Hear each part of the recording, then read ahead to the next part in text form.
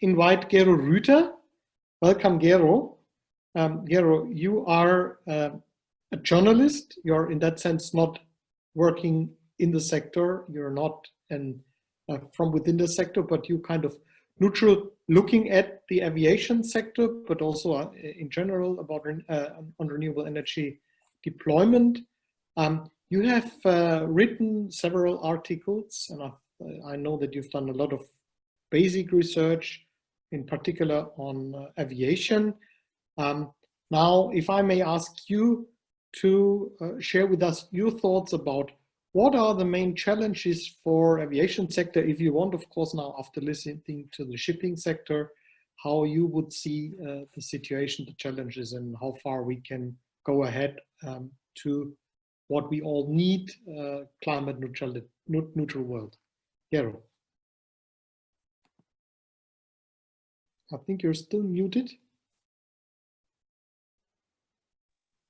So, no? Yeah. Okay. Thank you very much, Stefan. Yes, it was very interesting, and it is good to see what techniques are there. Power to liquid and green hydrogen must be pushed forward very strongly, and time is running now. There's no longer any time for delays. Flying with power to liquids is also not climate neutral with current flight routes. The reason: aircraft generate ozone and clouds, nitrogen dioxide, soot. This causes additional climate effects, and that are climate effects that are 2 to 5 times greater than the effects of the emitted CO2 alone. So climate neutral fuels are not enough.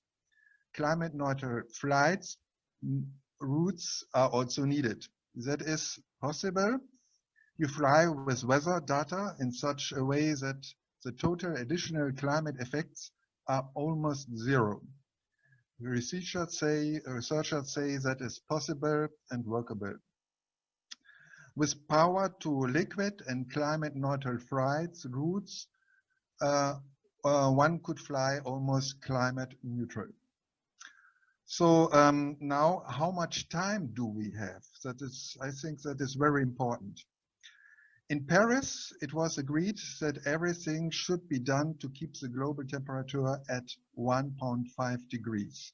Currently, the global temperature is 1.1 degrees higher than it was before industrialization. So that the global temperature does not rise about 1.5 degrees. Only very little CO2 is allowed into the atmosphere. A maximum of 307 billion tons of CO2 is now allowed into the atmosphere. Then 1.5 degree target will be reached with a probability of 50%. That means that is only 39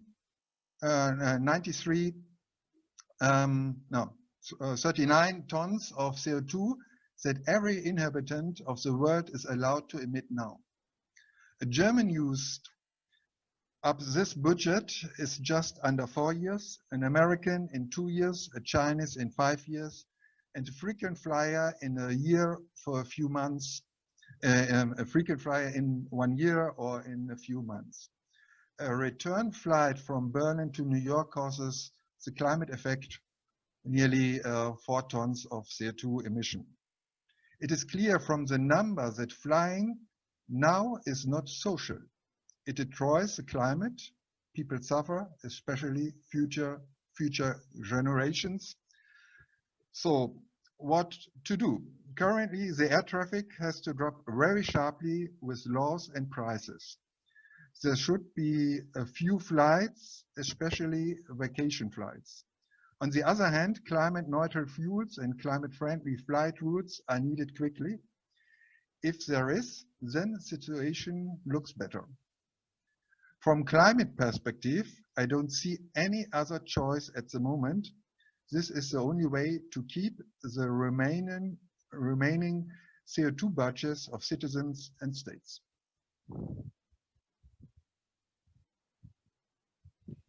Thank you very much, Gero. I think that was bringing in two other aspects. One is the urgency, which I think we all here agree that is a good thing, of course, that we have to arrange aviation and shipping in a climate neutral way. But you're underlining how urgent that is and that we have to act fast and, if possible, then avoid the emissions as long as we cannot do that.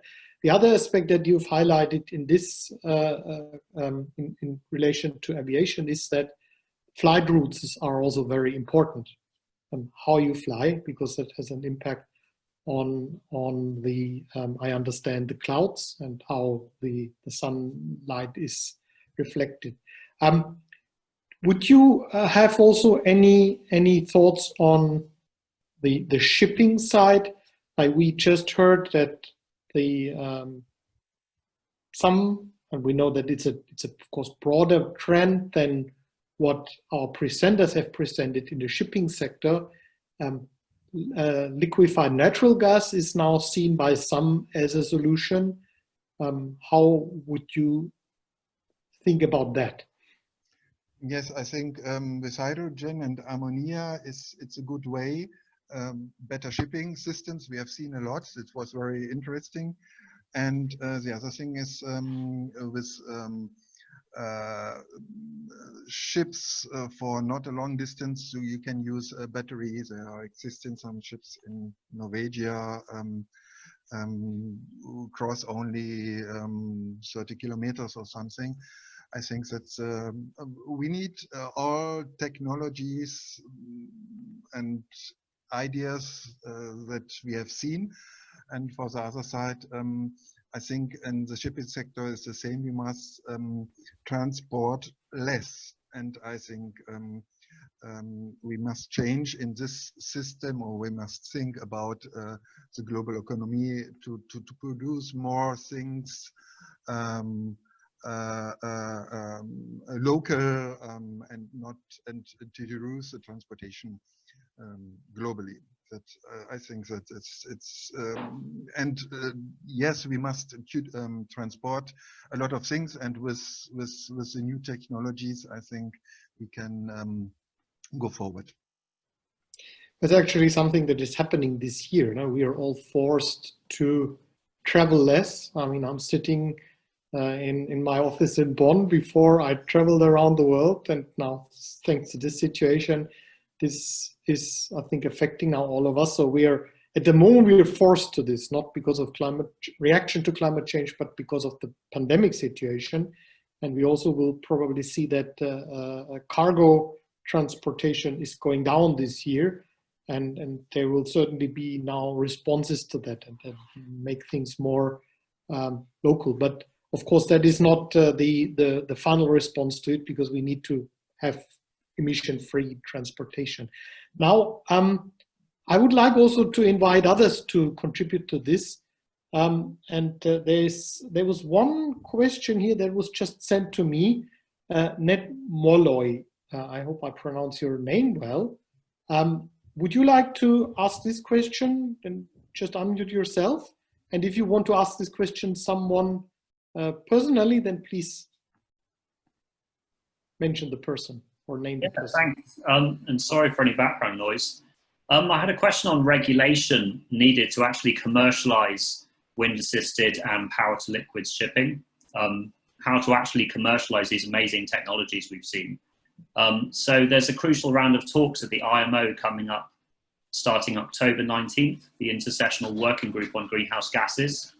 So politically, what chance is there that countries will adopt a mandatory operational efficiency regulation of the type that's needed?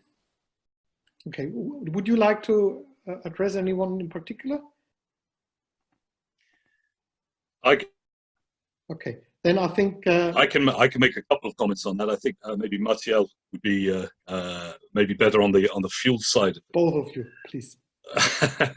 Well, with the upcoming IMO discussions, a lot of these are going to be around the short-term measures, as so operational savings, things like speed reduction or power restrictions. these measures I think are very, very important to take a look at to get those low-hanging fruit put together. But we also need to be assessing them not in isolation. So from a wind perspective, for example, let's take speed reduction. Speed reduction actually brings vessels down to a much better operational speed, say 10 to 12 knots for a lot of vessels, bulkers, tankers, etc., which is actually an operational speed that you can achieve with retrofitted rigs. So the wind proportion of the energy that's delivered could be substantially increased. So that's just one example of where, at the moment in the IMO discussion, it's very fuel-centric, very focused on fuel savings. But we also have to look at this in a different paradigm. On the political side of things, or the chance to get substantial changes through, that's going to be a challenge because there's a lot of vested interests there. Also, anything that is passed, I can't see coming into effect for at least 3 to 4 years, possibly up until 2030, really substantially. So that's a major delay, and unfortunately, that is the essence of a consensus-driven body like IMO. Martial, I'll pass that on to you. Thank you, Gavin. I fully agree. Maybe to complement a little bit, I would say that IMO has a general rules, but also to tell you something. For example, in 15 minutes, I will switch to another meeting, which is aiming in Europe from the European Sustainable Shipping Forum, ESSF, to encourage and to discuss about the EEDI. EEDI is the Energy Efficiency Design Index, which is encouraging, by the way, wind propulsion. But we think that the EEDI is not something that is fully, used. I mean, it can be much powerful than it is today.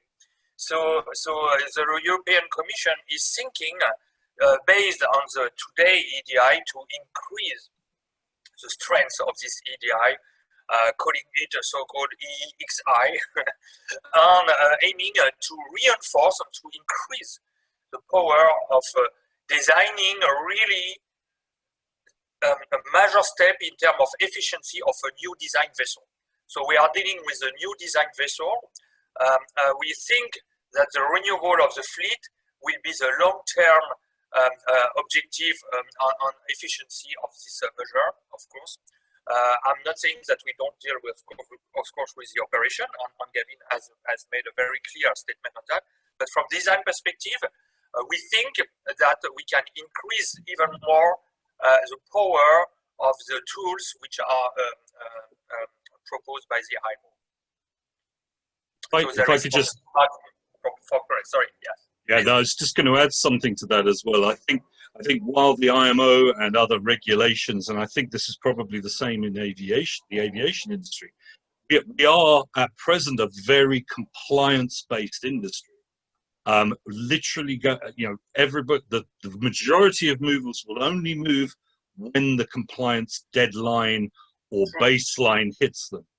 Now, I think that to make the changes that we're being asked to make, we have to go way beyond this compliance-based mindset. The perspective we have to be bringing in, the zero emissions technologies, we could be bringing those in today, pretty much today.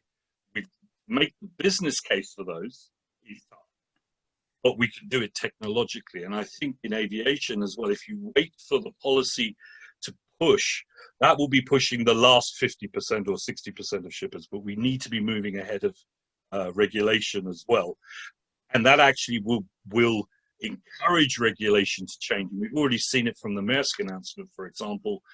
That really took a lot of policymakers by surprise, where you have the largest shipper in the world, shipping company in the world, turning around and saying we're going carbon neutral by 2050. We're not waiting for the regulation to force us. How do they do that? We don't know. But I think that's indeed an important discussion here. That's actually the core part of the discussion we need to have. Huh? How do we reach what we want? I think we all want here. If I now may ask this question to Ralf Neuting from YASA, what would you feel are the steps that need to be taken? Is it policies? Is it, I mean, aviation is maybe even more international or relying on international regulations and rules than shipping, huh? Because there's some domestic shipping, but less domestic flights. Ralf Neuting, what would you say, which kind of, or where would you need changes internationally, policy-wise, or can it be kind of market-based? I think the first step should be that you begin with test installation for the production of synthetic fuels, that is power to liquids. We have the technology. We have on scientific base test installations. The Karlsruhe Institute for Technology, they are running such an installation. And now this has to go. My suggestion would be to small regional airports where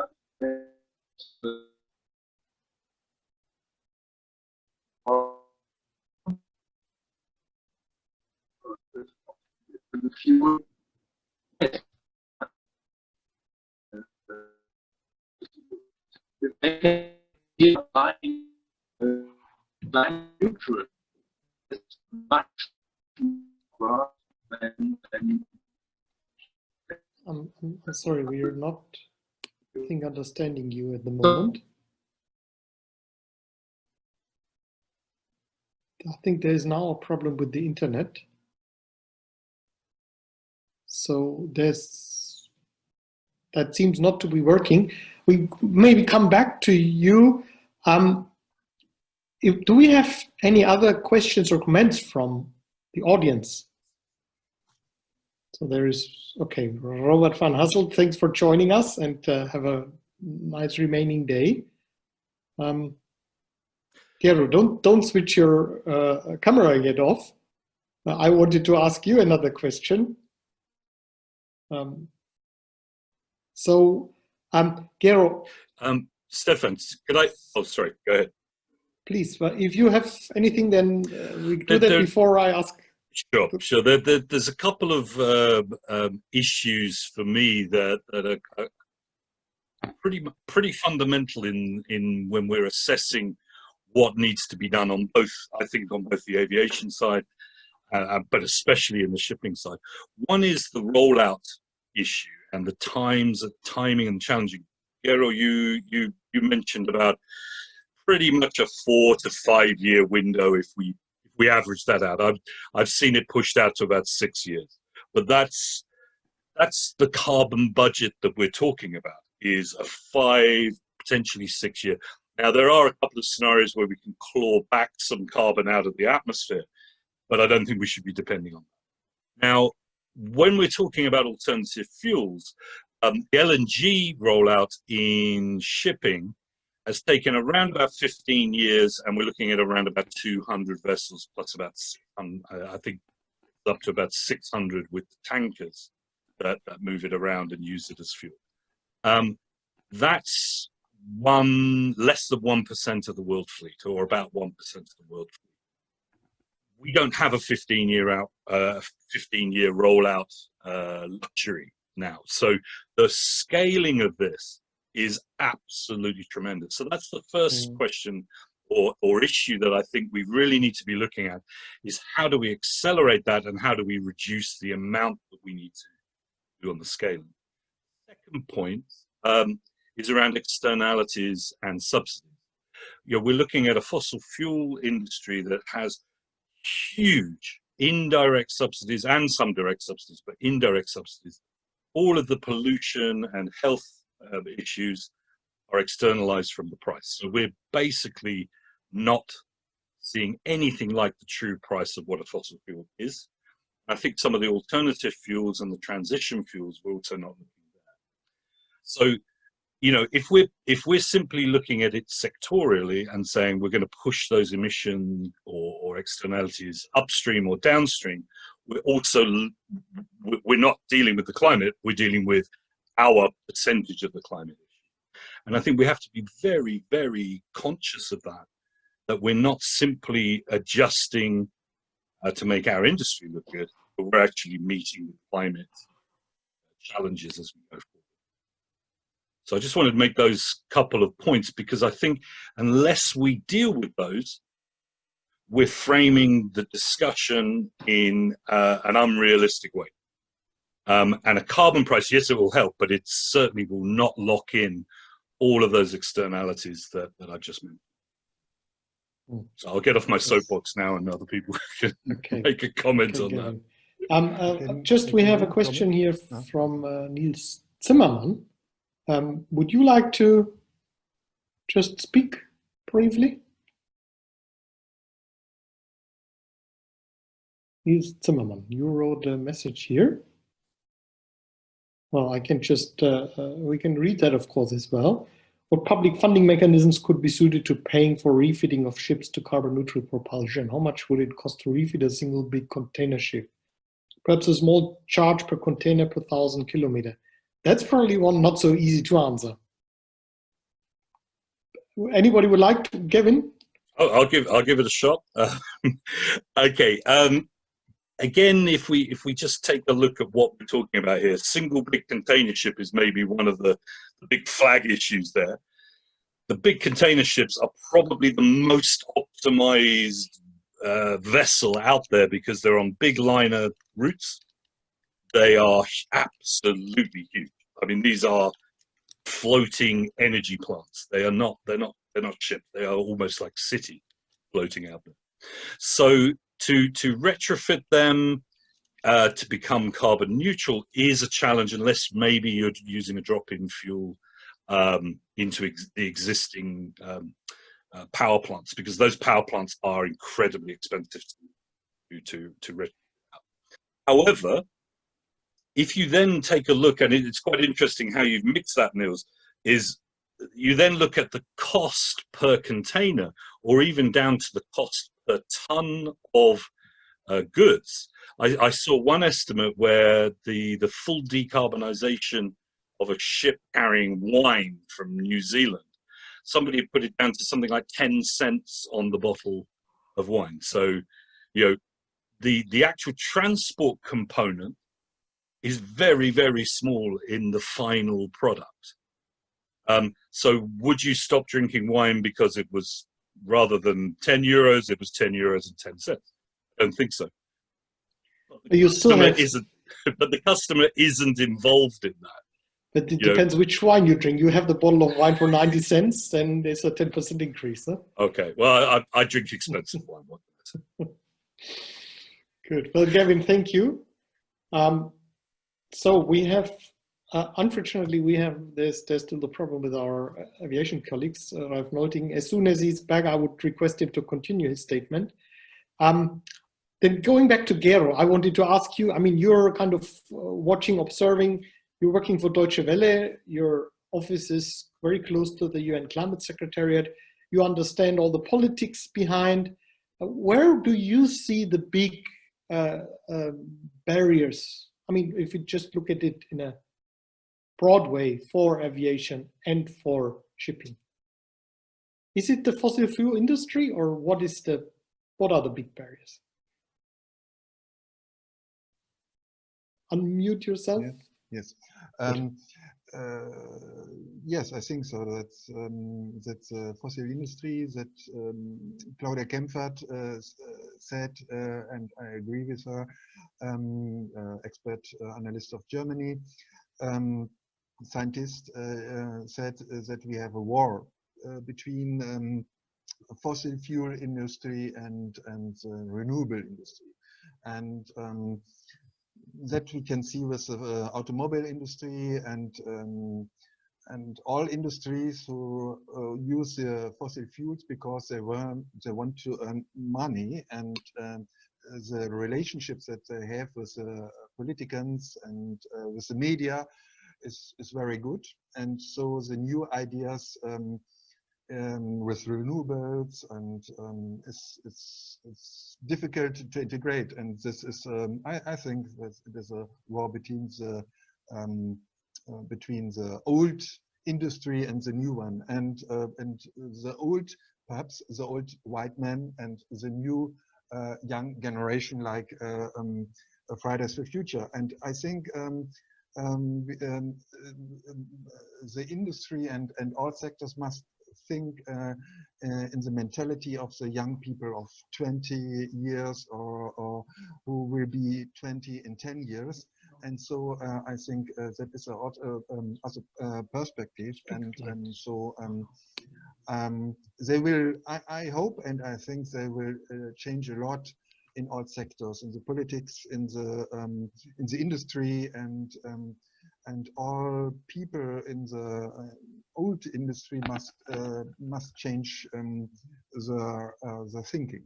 For example, I want to add something. For example, we must integrate the real costs. That is one very important. For example, the cost of flights, 1,000 kilometers with a plane is external cost, like environment, like Uber, Harry Lehmann, that only 220 euros for 1,000 kilometers. And if we integrate this real price of cost, real price of cost of damage, then and we integrate this, then it's with shipping. It's very that's are not really costs. That was very interesting with aviation. I think that will change a lot if we integrate the real cost by flying. Thank you. Okay, I think indeed what we see, coming back to the and to also explain now Ralph Nolting, as you dropped out, we were speaking first initially more about the shipping sector, and then I asked Gero about what are the main barriers and is it the politics, and his answer was kind of indeed the interest of the fossil fuel sector that is what stops change from happening. That is something that I see now within, I mean, with your two organizations representing part of the sector, but obviously being part of one side, those who want to have the change. But Ralph Nolting, I wanted to just give you the opportunity to finalize the statement that you'd started. Okay, thanks, Stefan. I wanted to say that we as the EASA are convinced that we should have a mandatory quote for using synthetic fuels. Let's say 5%, and let's start in 2025, and then this would be mandatory that you have to blend your fuel with 5% synthetic fuels.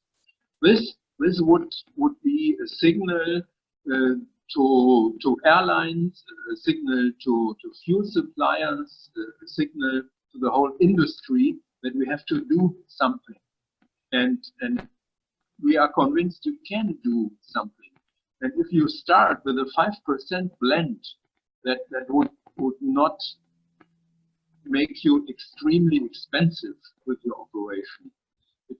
I think it's neglectable, but it would be the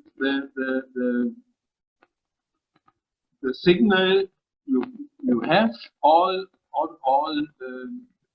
that are in this field have to begin with it, and so we could start.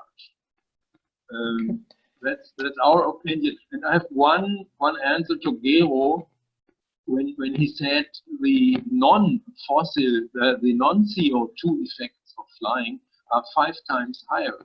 As far as I know, the position of the German government is it's 3 times higher.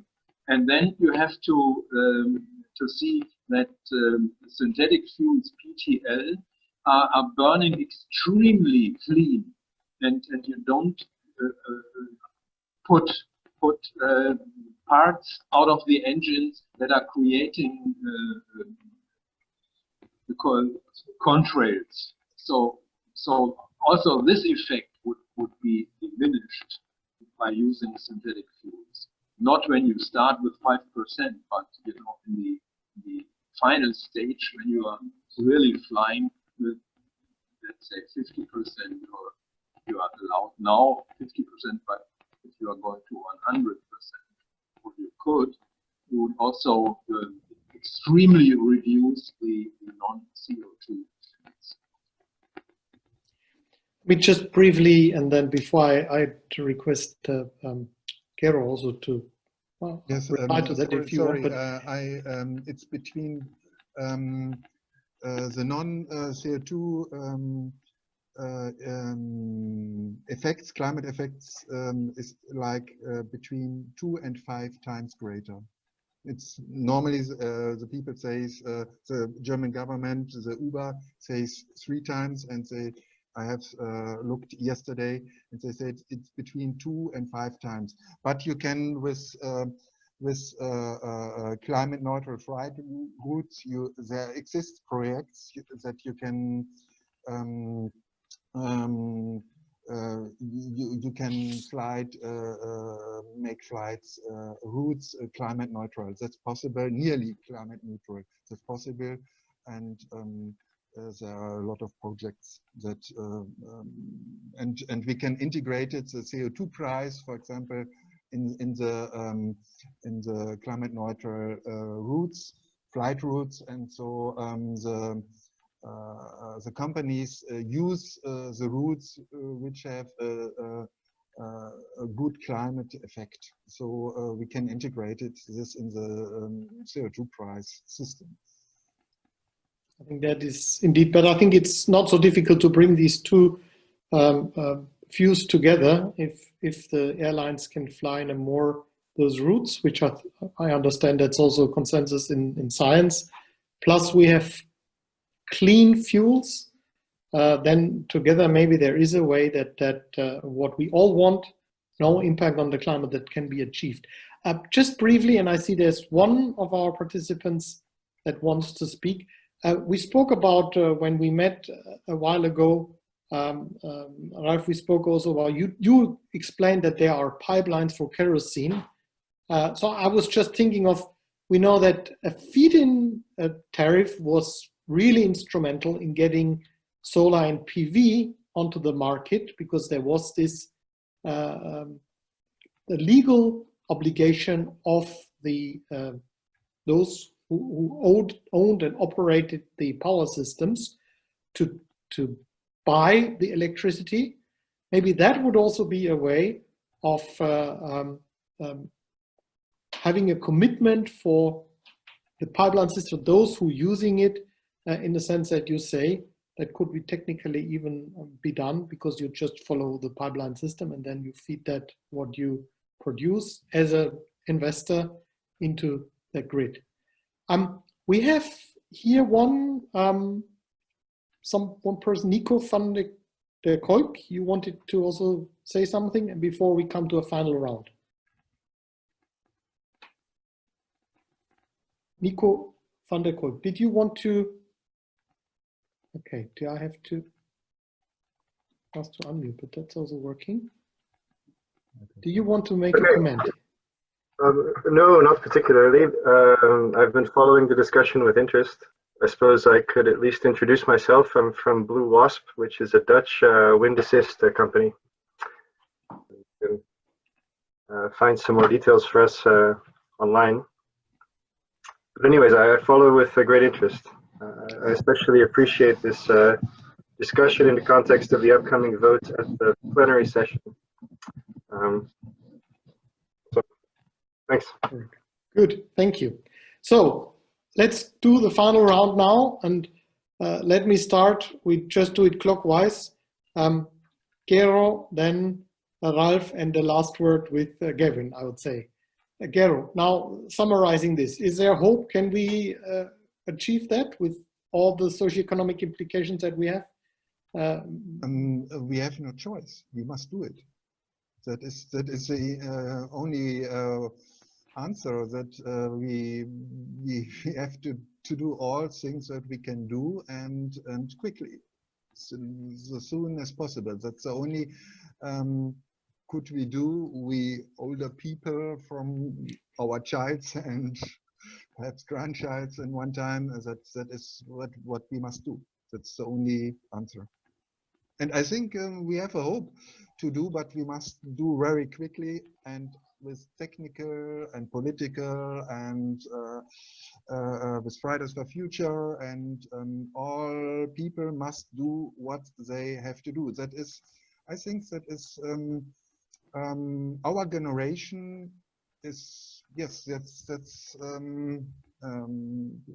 yes, that's the things what I have to do our generation now. Yeah, I think it is an important statement. I do agree. And actually from a renewable energy perspective, that's where I come from. We felt like, I'm in this sector for more than 20 years. We always felt that, okay, climate change is one reason, but there are many other reasons. But it's obviously that climate change is now even pushing us as the renewables people. So that pushes others as well. It's really getting more and more the decisive factor in deep time, that renewables must be even faster than what happened before. Ralf, your final words and kind of summary of how I agree totally. What Gero said, we have to start now. But I'm a little bit skeptical because, you know, we have an economic system that rewards growth and that rewards a lot of, you know, economic success of a company, and that rewards those who run the company with a lot of bonuses. And it's very human if you are afraid to lose money, to lose your bonus. So you wouldn't like to invest in a new technology that will cost you a lot of money. So you are waiting, you know, until the government says you have to do it now. And that's my position. The government has to be active now and tell us what we have to do, you know, within a certain amount of time. And then we will go on. I'm very skeptical that an airline by itself would now invest in clean fuel. I'm skeptical that few suppliers would do it alone by themselves, only because it's for the environment. So I'm deeply convinced we have to have rules, we have regulations, we have to have laws that would push us forward in this direction we want. Yes, yes. Thank you for that statement. And indeed, as we know how governments are acting, I think that is also emphasizing, Gero, what you just before, the climate movement plays a role in this as well. So the pressure coming from that side is certainly something that can make governments act faster than we alone can do that. Gavin, now going back to you, and you now with the final conclusion. A bit of pressure on me there. Okay, I'm going to go on both sides of the fence. When I get out of my bed on the optimistic side, I see a lot of change and some real perception change. I think that the COVID-19 situation has finally killed one of the most annoying arguments that I've ever had from the business as usual supporters, which was we can't fundamentally and radically change our economy and our way of life, you know, to decarbonize. I think we've just seen over the last 3 to 4 months a very political decision to simply close the economy for a health hazard. So that gives me a lot of positivity and a lot of hope that we can actually build back better and change our operations when faced with the situation that we have. And I've also seen a very dramatic change in the directors' boards, the boardroom. we now have the 50-something, a lot of 40-somethings, 50-somethings in those boards, and they get the climate issue, they get the environment issue. I don't have to start every presentation with, by the way, climate change is happening. And that is a fundamental change. What they're now trying to find is how to do it, how to bring these changes in place, and there's some huge economic potential. Now, on the negative side, when I get out of the other side of the bed, I see that there's some really serious issues around this level playing field. Subsidies. A lot of people are saying we should be giving subsidies to renewables. I don't think we should. I think we should be removing them from everywhere else. Creating that level playing field, being very careful about policy capture from not just from the fossil fuel industry, but or the energy industry, but where they're moving into, which is into the alternative fuels. We've got to keep a very open mind and look at all of the options that we have on the table. We don't have time to go down dead ends anymore. So the next 5 to 10 years, we have to have everything in place. It just has to be done, and we can't make a mistake. And that's probably the end point. The last point I'd just like to make, and I'd like to expand this out from the developed world, is in shipping. This is a fear that I have, is the more technologically advanced the solution, the less likely that least developed countries are going to have access to that technology and have access to that change. Now, that becomes exclusionary, that becomes a barrier to the development of those countries. And I think we have to be incredibly careful about that issue. And with the IMO, that is a consensus body which has a huge number of nations that are from least developed countries. They are very concerned about this issue. So if we want to get this change done quickly, we have to be looking wider than just the developed countries that can afford to make it. Thank you. Well, thank you very much, Gavin. And indeed, I mean, you raised another topic that would be worthwhile to organize another webinar. I mean, we've done now 10 webinars and touched some of these aspects, the role of developing countries in this discussion, which we have not addressed, I mean, in detail here. But of course, here the hope is also that renewables is available for all of them, and then at the end of the day, cheaper for all of us. But I think that's the good kind of conclusion of this. We know that how it can work. We know that the energy resources, renewable energy resources, are there. It's just a matter of now doing the right steps and setting the right arrangements so that this future is, and maybe that's also important, also the CEOs of oil companies, they have children and grandchildren, that this world becomes also livable for our children and grandchildren. With this, I think we really had an excellent webinar today with, at the end, also a good discussion. I'd like to say thank you to everyone, to all our speakers, to the two organized, or including WA, the three organizations co-hosting this, the International Association for Sustainable Aviation and the International Windship Association. I'm sure this is not the last time that we've been doing things together. We even must work closer together to create the pressure and the arguments that are necessary for it. Thank you to everyone, also to the audience, for staying with us for almost now 3 hours. And I look forward to staying in touch and talking to you again. Thank you for now. Thank you for hosting us, Stefan. Thank you, Stefan. Thank you to all the speakers as well. Thanks.